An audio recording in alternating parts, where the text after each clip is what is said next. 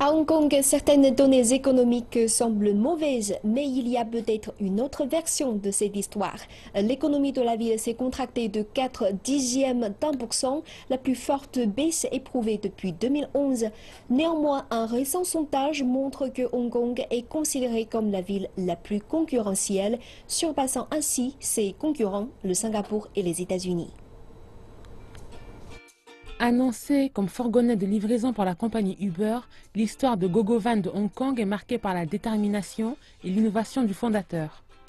En tant que propriétaire du service de livraison de boîtes à lunch, Steven Lam a rencontré beaucoup de difficultés à cause des chauffeurs peu fiables et des centres d'appel inefficaces.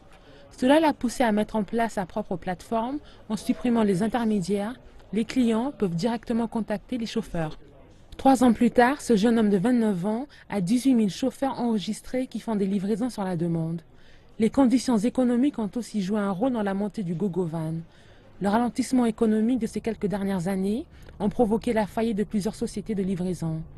GoGoVan offre une source alternative de revenus. Il est de plus en plus difficile de faire des affaires à Hong Kong. Ils ont perdu leur contrat à long terme. Beaucoup de chauffeurs sont maintenant indépendants.